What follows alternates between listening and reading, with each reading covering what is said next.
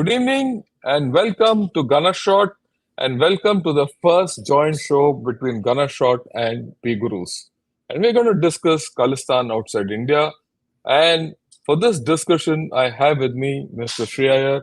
Mr. Shriyar, good evening and welcome to Gunner Shot and P Gurus, the common channel which we are now trying to put across. Namaskar, sir. Thank you. And it's been a while since we've shared the same platform, and it's an honor and pleasure to be on your platform. And viewers, please support Gunner Shot channel of General Ravi Shankar, and you've been a great supporter of P Gurus. I think he's doing fantastic work, and today's topic is very important in the context of what is happening in the geopolitics. And I want to start out by saying my deep humble respects to everyone who's protecting their country. Doesn't matter which country, they lay down their lives for us, and we don't appreciate them enough for their gesture. Here is a humble naman to all of you soldiers, sisters, brothers. Now everybody, we have women and men in the armed forces, and my humble respect to all of you. Things are going to be difficult, sir. One thing that I want to first set out in this topic is that we have a lot of Sikh brothers and sisters in our armed forces, whether it is Air Force or Navy or Army or even Marines, and we want to always emphasize that this movement of a small motley crowd should not reflect upon the rest of the community. The Sikh community, which I consider as a Veer Sikhs, Veer Hindus, who had our back. If it was not for them, India would have been Islamized a long time ago. So this thing has to be always kept in mind. Today's discussion is this ongoing thing where it is like a Bunsen burner. Sometimes it's in sim, sometimes it is in low, sometimes it is in medium, sometimes it is in high. Who is doing this setting? Where exactly did it start? All this is what we are going to discuss. General Ravi Shankar, sir, I would like to start out by requesting you to summarize how you as an army man have seen this, because you've dealt with this in various capacities. So take it away, sir, your experiences. Yeah, look, I've been, I wouldn't say part of the problem, but I know this problem right from its inception days, from my young days. In fact, 91, 92, I was deployed there in Punjab at the height of the Sikh, the Khalistan movement. We conducted the first elections. It was very difficult conditions, a lot of violence, a lot of action, and a lot of operations. In fact, I got my first army commander's appreciation there for an operation which I carried out those days. When you look at the entire Khalistan movement from then to now, what it was then, now it is zero actually. Even then, at that point of time, when Punjab was meant to be burning and everything, we spent a lot of time there. And I was a young major those days. I'm talking of 91, 92. Of course, things had started much before. I will not go into that. I found a lot of the common Sikh in the village, the common Sikh in the armed forces, everyone was actually for India. No one wanted Khalistan. And the reason why the Khalistan movement was rooted out from Punjab, I must put it on record, was not because of the army, not because of the police, not because of the government, because the people of Punjab wanted it thrown out. And the people of Punjab voted. It was a difficult election, right? But people did come forth and vote in 91, 92. Very few votes, but they did come. And it was because of that the political process started and the whole thing was rooted out. Right. So actually, it is a phase, and this entire Khalistan movement was, instigated by Pakistan. There was a political problem. There was no doubt about it. We had an internal political problem, like any other political problem in any other part of India. But Pakistan and Ziaul Haq seized on it and pumped it up to create this greater Khalistan kahani and all that. Then what happened that all these fellows who were pushed out and who ran away from here exfiltrated through Punjab and landed up through Punjab in Canada, USA, and UK, and the West generally, some in Europe also. And soon after that, we also had that 85, that Kanishka bombing, a horrific bombing, which was masterminded in Canada. And we all know, everyone who's attending this will tell us uh, what kind of a affair it was and how Canada messed up the whole proceedings. After all, nearly 280 plus people who died in that aircraft were Canadian citizens, though they had this thing. I mean, it's very funny that Canada didn't cry about those 280 odd Canadian citizens then, and it's crying about one Canadian citizen now. It just shows many things. But then we'll get to that later. In India, first and foremost, there is no Khalistan movement. Let me be very frank. I have my friends who retired as army commanders, who retired, in very high positions, civil, army, everyone. No one wants Khalistan. That's the first thing. And how can you look at it, let's put the contribution of Sikhs into perspective. What they did during, the freedom struggle, all that is well documented. I don't have to say. I mean, just think. The man who turned India around economically was a Sikh. We had a Sikh president, right? Okay. We had a chief of army staff also who was a Sikh, right, at one point of time. Two Paramveer Chakra winners. One, I'm not, there are more, but I'll talk of only two at this point of time. One in 62, Joginder Singh. So there's Joginder Singh. He won the Joginder top in Arunachal. When everyone was running away, this man was fighting. Come down to Siachen and Bana Top. Who doesn't know Bana Top and Naib Sardar Bana Singh? Now Honorary Captain Bana Singh, who single-handedly assaulted a Pakistani post and brought that. And because of that action, Siachen is still with us. Right? So there's a whole lot of things. Who can forget Flying Sikh, Milka Singh? Right? He's a guy whom we grew up with. Okay. So when you look at this kind of a nonsense, okay, and what this whole story has happened in the past, say 1-2 months, is that there is some kind of a section in the Western society who is trying to fan this, or rather, I wouldn't say fan it. Maybe they're not. Fanning is not the thing.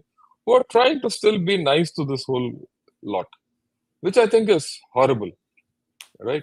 I have very good friends. I've commanded Sikh troops, and some of the best troops to command. Let me tell you this. I mean, you have to control them. Okay, they're very. They have their own thing. Like every troops have their thing, but they're fantastic. Okay, and they'll take care of you like you are God. If you're an officer with Sikh troops, you are their God virtually, and all you have to do is prove yourself to them, which I did. And after that, it was all bale bale. And so I have a tremendous amount of respect for Sikhs. Just the other day, I was speaking to uh, one of my immediate seniors who's been an army commander, and we did a show on Punjab on Ganesh Shot. And we did mention that this is just now, it is more externally instigated than internally instigated. So the first thing I would like to tell anyone uh, I know a lot of people, watch P Gurus abroad. Okay. The first message I want to give to them is Sikhs are probably some of the guys who are most respected in India. Let me give one other thing. Who, without Green Revolution, which happened those days, and it was largely in Punjab, we couldn't have been a net food exporter internationally today. I can go on and on and on about how Sikhs have contributed, and they're held in very high esteem. And Sikhs have a complete two infantry regiments for them, the Sikh regiment and the Sikhalai regiment. Artillery, we have 13 regiments which are purely of Sikhs. so does engineers also have a whole lot of things. So I mean, to say that uh, you cannot identify a Sikh with this Khalistani movement, which is happening abroad. It's not here, and they're trying to instigate everything from there. That's the stupidity. I mean, so I think we have to differentiate between this. This is something which is happening abroad, and not anything, not anywhere related to India. ठीक एक बात और मैं बताना चाहता हूँ क्योंकि ये मैं जो गन शॉट चलाता हूँ हिंदी में भी बात करता हूँ इंग्लिश में भी बात करता हूँ बहुत तो खूब सर। मैं ये स्पष्ट करना चाहता हूँ स्पष्ट ये क्लैरिफाई करना चाहता हूँ कि खालिस्तान का मूवमेंट जो है इंडिया में बिल्कुल नहीं है जो भी हो रहा है ये बावला बाहर हो रहा है ठीक तो ये है हमारा प्रस्ताव आप सवाल पूछिए हम इसके बारे में हम जो भी हम बता सकते हैं हम बताएंगे और मेरे को क्लियर है ये जो खालिस्तान ये जो कनाडा में जो हुआ एक क्रेडिबल एलिगेशन का कहानी इसके बारे में भी मैंने 5-6 वीडियो जारी किया है गनर शॉट में आप देख सकते हो राइट और वो भी बहुत हमारे जो एक्सपर्ट्स हैं उनके साथ मैंने जारी किया है और जो पहले बार हमारा गनर शॉट का ये देख रहे हैं श्री जी ने तो बोल दिया कि गनर शॉट देखिए वगैरह वगैरह मैं 1 मिनट में बताना चाहता हूँ कि gunner shot is a strategic and defensive channel. I focus only on strategic affairs. And when I handle a subject, मैं उसके बिल्कुल डेप्थ में जाता हूँ उदाहरण के तौर पर अभी आजकल हमास का ये चल रहा है इजराइल हमास का ऑलरेडी मैं एक सिर्फ आपको बताना चाहता हूँ 8 वीडियो कर दिया मैंने इसका अभी 13 दिन हुए मैंने 8 वीडियो कर दिया कल मैंने एक इंटरनेशनल सेमिनार वेबिनार भी किया हमारे इसमें तो आपको ये सब मिलेंगे आप और including force commander of UNIFIL who was in Golan Heights he's actually my course mate so I go into depth and I've gone into the depth of this Khalistan affair there's about 5-6 videos you can have a look at it so with this kind of a background आप जो भी सवाल पूछना चाहते हैं and you can take it forward Sri ji.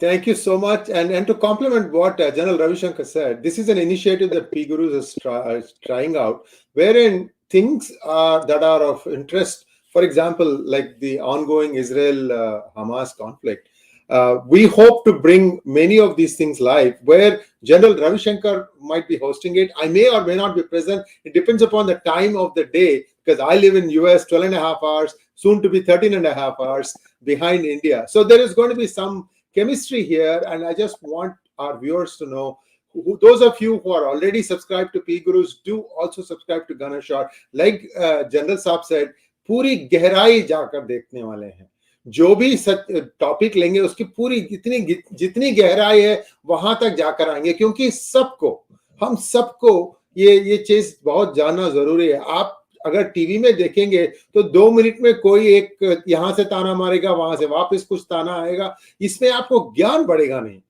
That is the whole idea of Gunner Shot, P Gurus, and a few other channels. Isliye, this is a new initiative for us, and please do encourage us because we love your comments, we love your feedback, and we're going to go forward with this discussion. And I'm going to draw 1 minute. One minute. When I say Gehrai and the kind of expertise I bring in, I just want to put across who are the guys.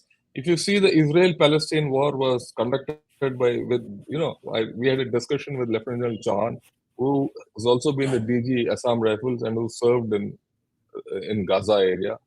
Then the learning from the Israel-Hamas war was conducted with General Satish Dua, who's been the Chief of Integrated Defense Staff in India.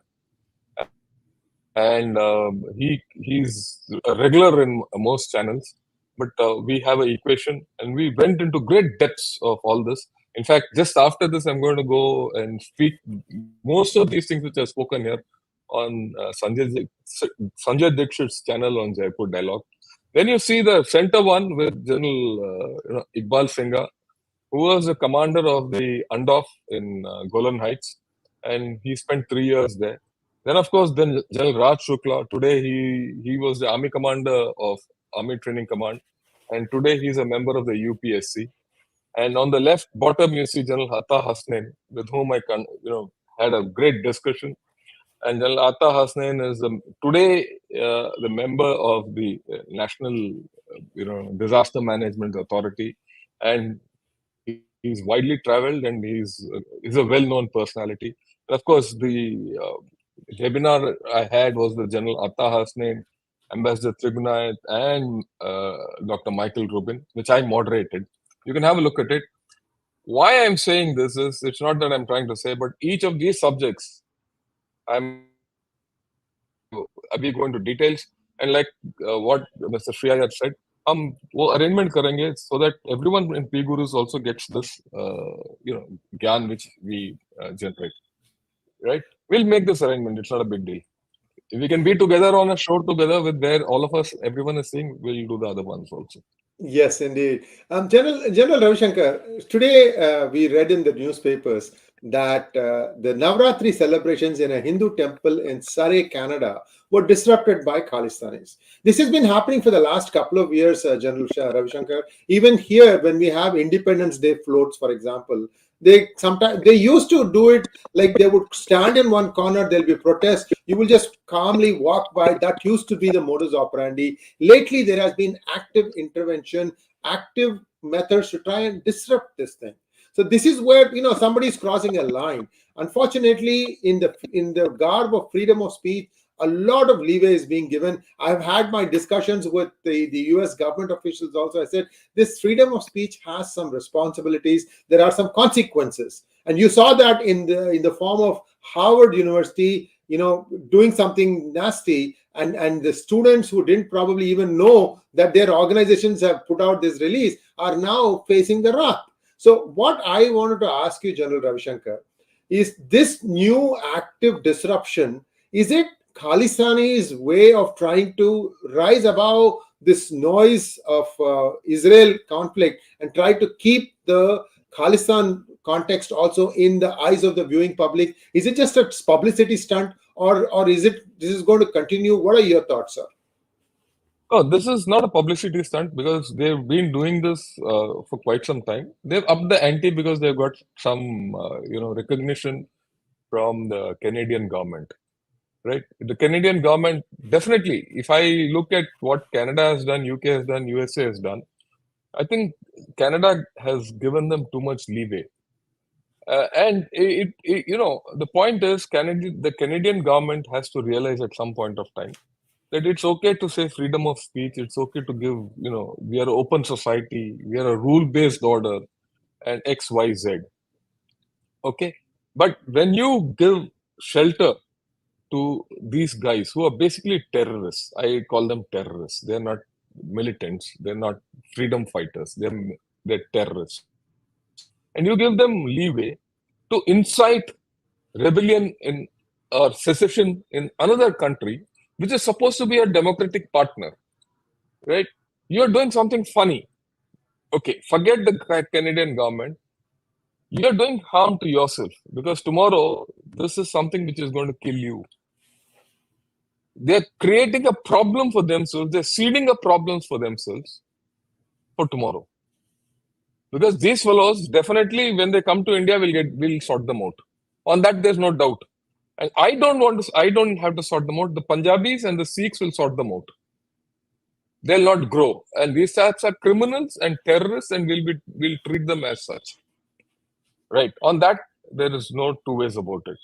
But if you don't take the sensitivity of the Indian government, and you don't take what Indian government is saying in the garb of free speech, you're harboring criminals in your area. Right? Tomorrow, you're going to have law and order problems within your area. If you're so fond of it, give Khalistan within them.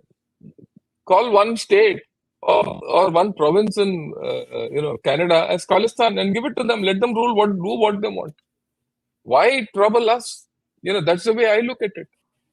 And if you today say you're a rule-based society and rule-based order you are looking at, they can't put up posters to say kill Indians. They can't put up posters to say Khalistan is required in India. They can't go and start disrupting others' religious functions. It doesn't. Today they could do it for Navratri. Tomorrow they'll do it for anything else, right? And just for petty politics of survival, Mr. Trudeau is doing all this nonsense. I think he's a very immature prime minister who's harming his own country. I mean, I don't mind putting it absolutely in no uncertain terms. He doesn't know. He's just about 40 odd. The day a gang war takes place within these Khalistani factions, I'm sure there are Khalistani factions within this lot there. Then he'll know the live problems he's going to face. And if this goes up, then he's going to have problems because, as we know, that the New Democratic Party, which is there in Canada, has a vote bank, has a vote share, and it is going to finger the politics of Canada. It is up to the Canadians to realize whether they want to give shelter to such chaps or not. Yeah. Thank you, sir. And see, viewers, this is, this movement of a few disgruntled elements. It is being given water. If it's like if you think of it as a plant, this is being watered by various entities. At one point of time, ISI definitely created it, like the General Ravi Shankar said, the General Ziaul Haq, death by thousand cuts policy. He started the K2 desk, Kashmir and Khalistan, and that's where it started growing. From there, a lot of things have happened. The initial stage, intelligence agencies were not really cooperating with India until the Kanishka bombing. I think 323 people died in total, sir. 321 on that one plane, and two were baggage handlers in the Narita airport. The people who had Narita airport, yes. Yeah, the people who had Yeah, I agree with you completely. I mean, and the way Canada botched up that whole thing is not funny. I mean, that's open record. Yes. Right? And it took. Yeah, please go ahead. So it took 20 years before they had a judicial report on the 1985 bombings, and that was by a retired judge, John Major, and that is available on on Google. You can go and look at it. Kanishka bombing and what happened, what actions need to be taken, and so on. Nothing of that sort happened. Finally, you have the two plotters. They're both now, I think they have both met their maker, and they have become some sort of martyrs. I mean, these are people who killed Canadian citizens. These are Sikh brothers and sisters. Also, General Ravi Shankar, a few, I think maybe 100 or so, or maybe even less than that, actually crossed over from US into Canada to take this flight because it's on the border of states like Michigan. I understand. Yeah. So some Americans also died in this. My point in saying all this is two countries who lost their citizens, and yet US has done almost nothing to do to help, at least in the Khalistan thing that I know of. Now the challenge is you have this noisemaker. He's a dual citizen of Canada and United States, and he says death to all Hindus. This is the reason why I'm wearing a sacred ash shirt. I want to try and tell them, look, you cannot just wish somebody death just like that. He has broadened the scope, so to say. Go ahead, sir. No, there is what you're saying is right. Let me put this thing in context. When you go back to the 90s, right? Ideologically or geopolitically, the US was definitely not with us. They were against us.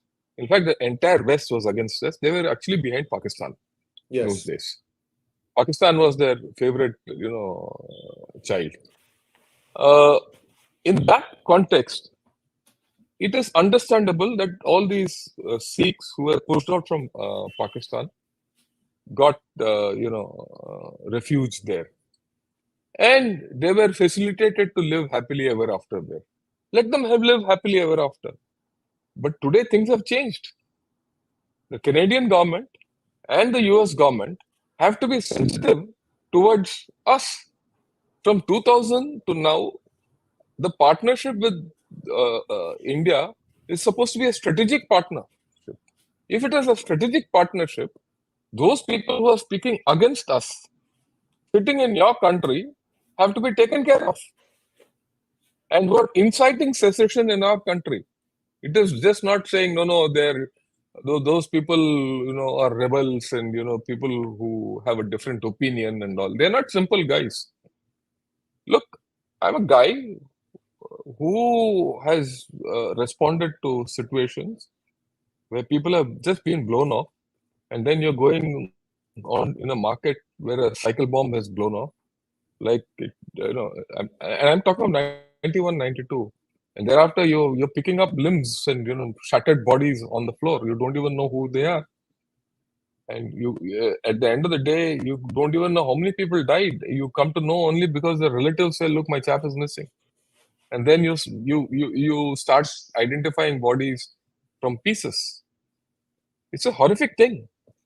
If something like this happens tomorrow in USA and Canada, I mean, I wouldn't like it to happen, but the way things are going, unless something like this happens there, they will also not realize the gravity of the situation, and they also have to change. That's the point, right? They can't. You can't say freedom of religion is only for one particular sect or community. It is for everyone. It's a law and order and and also civic problem, which they must attend to. I mean, this is my proposition. Yes, indeed, sir. I couldn't agree with you more. In fact, I have been very disappointed with the United States, FBI, as well as the San Francisco Police Department, in their tardiness in solving the crime of who set fire to the Indian consulate building. See, on July 2nd, if I remember correctly, General Ravi Shankar, what happened was there was like, any place you have a building, you have a small carpet to walk before you get into the building. So a couple of Khalistani in double quotes, miscreants, they set some sort of a fire accelerant, they sprayed it on the carpet, and then they set fire to it. I know it was not meant to go and burn the building down, but it is a symbolic thing. They took a video of that, and they were proudly proclaiming, all the slogans that go with it. And till today, I have no clue whether they have been caught or not. And these people may or may not have realized, but this is actually Indian government's property. A consulate building is the property of the country of which the consulate belongs to. And basically what they are doing is they are setting fire to the country of birth for them. Yes. And Yeah. Look, sir, go ahead, sir. whether it's a country of birth or not is irrelevant to them, because today, as far as I'm concerned, the Khalistanis are virtually the enemies of India, right?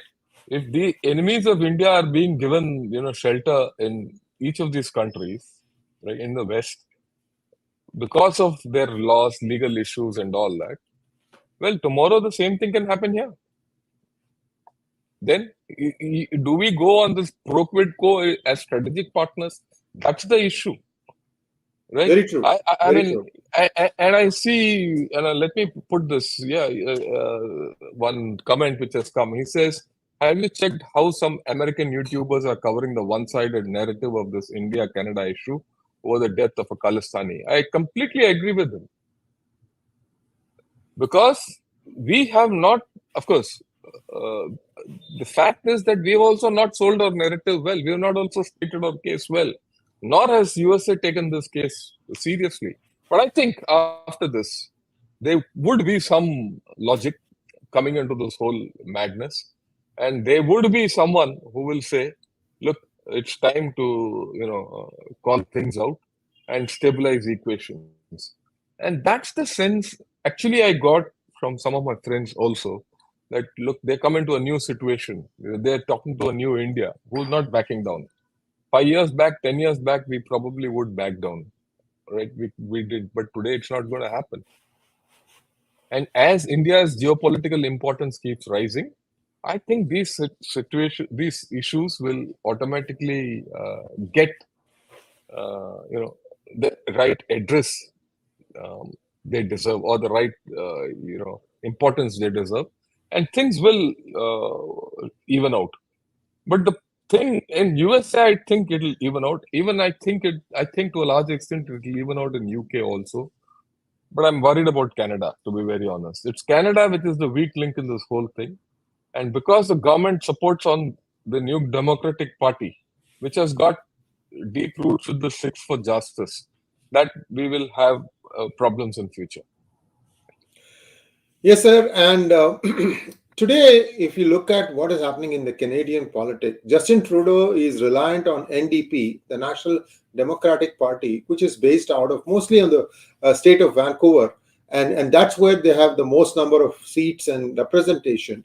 And they basically Jagmeet Singh Dhaliwal, he tends to omit his last name Dhaliwal because there are, like you Dhaliwal. said, sir, sir, there are two gangs, two big gangster gangs there, and one, the leader's name is also Jagmeet Singh Dhaliwal.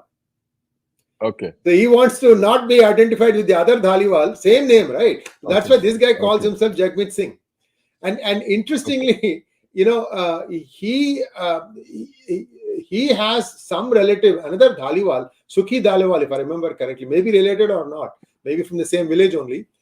That person has been frequently associated with taking trips to Pakistan and meeting with these two people who are allegedly ISI operatives working out of Canada, Rahat Rao and one other name, I don't remember that. And see, the point I'm trying to make, sir, is NDP. If the news comes out that NDP has active collusion with entities such as the ISI, will then the Canadian people react to it, or what is it going to take for Canadian average Joe on the street to understand this NDP, the way it is going, is not good for them? Well, I think there has to be a terrorist incident instigated by these chaps for their ends in Canada to happen. Because most of them will respond to only a crisis which is within their country. Look, for them, India is far away. They're not bothered. Okay. And India is a place where they get labor from. That's the mindset they've always had. But they don't perceive, the average Joe in Canada will not perceive that India is a changed entity, right? The working individual from here, more than that, the number of people who are going to Canada are going for higher studies and are of the higher order of society. That whole value chain is shifting up. So that is something which I don't know whether they're the average Joe. I'm talking the average Joe understands it. When you go to the west coast of USA where you live, that understanding is there, but not in probably not there in Canada. So when this NDP and this SFJ, this gang, and there's a inter gang warfare going on. There's also a drug mafia running out there. I have no doubt about it because I saw that running here in India, not now, 20 years back. I'm not even talking 20 years back. I'm talking 91, 92. I'm talking 32 years back. We used to even catch drugs in Punjab those days. Okay. And the fact that China is also home to Chinese police stations, and the Chinese have interfered in their elections. When this outside interference or deemed to be outside interference happens from people from there, they'll come to know what the problem is. On that, I have never not had a doubt ever. I don't See, have the a thing doubt. It's is, a matter of time. sir, we are trying to proactively head that off, isn't it? I mean, you don't want I innocents to die. I don't know whether the government will respond. This current Canadian government will respond because he's in a survival mode. He'll not respond. Even today, he's done something. He's gone and cribbed around. In the past 1 week, he's cribbed around to everyone in the Middle East about the Indian government. He's not let go, right? That's what I was just reading just before I came to our broadcast. That his foreign minister has also spoken. Unless we have to hold ward them off. Ward them off now, we have to give it back to them in their own coin. And now that we have said you decrease your diplomatic staff in Delhi and get it to parity, so we'll talk of parity and then everything will fall in place. But what happens in Canada? How do you do? It's the Indians in Canada who have to rise to this situation. It is the Sikhs in Canada who have to rise to this situation, right? And it is up to the people in USA also to put sense that side. Yeah, Yes, unless yes. they stand up, look, I started this program by saying the Khalistani problem in Punjab was not solved by the Indian Army, the Indian government of India, the government of Punjab, or the Punjab police. We were all enablers to the people of Punjab. Let me tell you, I can tell it with a very clear heart and absolute clear mind also. It was the people of Punjab, right? So when the people of Punjab decided that there will be no, I'll give you a small example, a personal example. There's this place called Fatehgarh Sahib, and this is where my unit was deployed on those days. And Fatehgarh Sahib was quite notorious in the sense that a lot of these terrorists had taken shelter in that, Gurdwara, and it's a very famous Gurdwara. All Sikhs will know. It was, one of those Gurdwaras where Guru Gobind's, two sons were killed and plastered into the wall by the Mughals. And that Gurdwara has got tremendous value in amongst Sikhs. And this was virtually, all these terrorists were taken into that. There's an annual Jod Mela. In this Jod Mela, all these terrorist groups used to come and, give their pravachan and all that. So what I used to do, I mean, this was in our area, and the Jod Mela, invariably, there were problems, and about 8 to 10 people used to get killed, etc., etc., etc. So when I was made in charge of giving security to this area, the Punjab government and the people, the policemen, the police law, had put in a lot of effort and this and that and all that, and a lot of problems. Of course, the army, I was the pointsman for the army. The army also gave me full backing. My commanding officer and my brigade commander were behind me. So I went and spoke to people. I spoke to people. I spoke to village headmen. I spoke to the Granthi of that thing. I spoke to the guy who, is in the district court who does typing, for notaries and things like that. And I spoke to people. About 15 days, I kept speaking to people. And I said, look, who are you killing? You're killing each other. Is it fair? Why don't you have a good Jod Mela where, women come and, can go, and it's a huge thing there. They responded. They said, "Sir, Major Saab, इस साल आपको एक भी किस्सा नहीं मिलेगा." And it happened. That year there was nothing, zero. And of course, thereafter the elections took place and things. So it's the people who have to do it. Similarly, it's the people in Canada who have to be made to realize this. How to do it is a different story. Whether Indian government will be able to do it, or people residing in Canada have to do it, or Indian associations have to do it, or make it a political issue. These are the issues which we have to do. Unless you do this problem will continue. Yes, indeed. And I think we have given a very proactive suggestion. The Hindus in Canada, the Sikhs in Canada, it's up to you. We are here to help you. We'll be happy to bring some of you on our channels and have listen to your viewpoints also. It's very valid. And that is where I think we would like to, I'm done from my side for this session.